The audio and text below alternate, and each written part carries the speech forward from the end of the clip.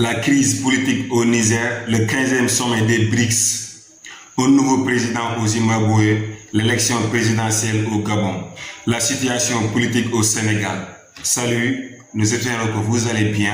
Bienvenue dans l'Afrique Débriefing qui soulève et commente les actualités indispensables du continent africain du lundi au dimanche. On vous demande juste de s'abonner, de liker et d'informer vos amis en partageant nos publications. On commence avec la crise politique au Niger. Près de 4 semaines après le coup d'État, l'Union africaine a annoncé mardi 22 août de suspendre le Niger de ses institutions, mais désolidarise quant à une éventuelle intervention militaire au Niger qu'a brandi la CEDEAO. L'Algérie, quant à elle, poursuit ses efforts de médiation avec l'envoi jeudi du numéro 2 de sa diplomatie. Le secrétaire général du ministère des Affaires étrangères a effectué une visite en République du Niger pour des consultations sur la crise et les moyens d'y faire face. Mercredi, c'est le chef de la diplomatie algérienne, Ahmed Attaf, qui avait entamé une tournée de discussion dans 3 pays de la CEDEAO, à savoir Nigeria, Bénin et Ghana. Ce déplacement constitue une étape supplémentaire dans les efforts déployés par l'Algérie pour contribuer à une solution pacifique à la crise au Niger.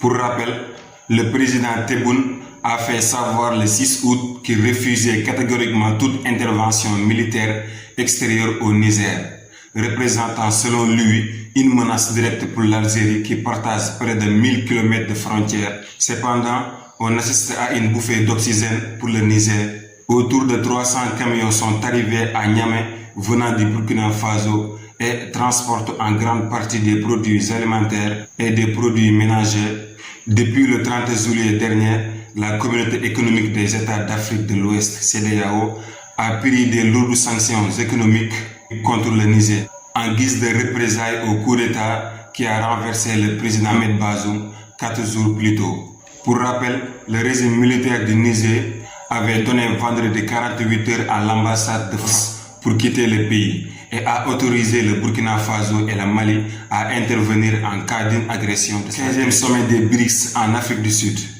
Les BRICS, Brésil, Russie, Inde, Chine, Afrique du Sud, réunis en sommet à Johannesburg, vont accueillir 2 pays d'Afrique, à savoir l'Égypte et l'Éthiopie, a annoncé jeudi le président sud-africain Cyril Ramaphosa. L'hôte du 15e sommet de ce club. L'adhésion prendra effet à compter du 1er janvier 2024.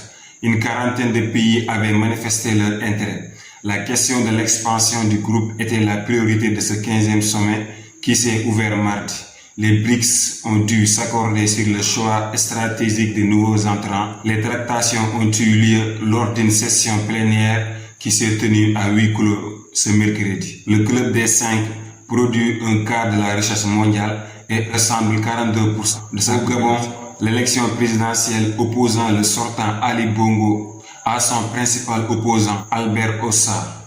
Samedi, quelques 850 000 Gabonais étaient appelés à voter pour les élections présidentielles, législatives et municipales, toutes sur un tour de scrutin. Ali Bongo, 64 ans, brigue un 3e mandat face à Albert Ossa, son plus sérieux rival derrière lequel s'est rangé tardivement la plus grande partie de l'opposition. L'opposant Albert Ossa avait dénoncé des fraudes et demande au président Ali Bongo, au pouvoir depuis 14 ans, de partir. Suite à ça, l'Internet a été coupé et le ministre de la Communication a annoncé à l'antenne de la télévision d'État que le gouvernement instaurait un couvre-feu nocturne de 19h à 6h compté de dimanche. Pour rappel, Ali Bongo avait été élu une première fois en 2009 après la mort de son père Omar Bongo, qui dirigeait le Gabon depuis plus de 40 ans. Situation politique au Sénégal. L'État du Sénégal va réclamer des dédommagements financiers à l'opposant Ousmane Sonko. Lors d'un point de presse tenu ce jeudi 24 août, le pôle d'avocats en charge de la défense des intérêts de l'État du Sénégal a exposé ses arguments contre une campagne de dénigrement international. Selon eux, la conférence avait un objectif d'informer l'opinion publique nationale et internationale sur le développement judiciaire actuel. Le communiqué lu par Maître Ndaye Anta Mbaye a pointé du doigt des individus se tenant en dehors des limites légales et s'attaquant à l'État du Sénégal ainsi qu'à ses institutions démocratiques. Pour réclamer réparation des dommages subis en raison de ces actes illégaux, l'État du Sénégal s'est constitué partie civile.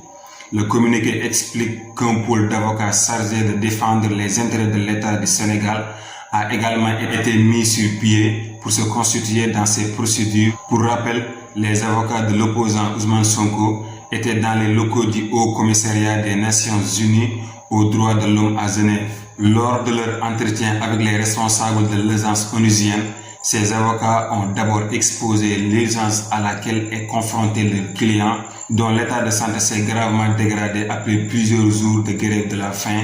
Ils ont par la suite fait un rapport détaillé de la situation socio-politique qui prévaut au Sénégal, marqué par des atteintes graves. Le président Zimbabwe Emerson a été conduit pour un second mandat.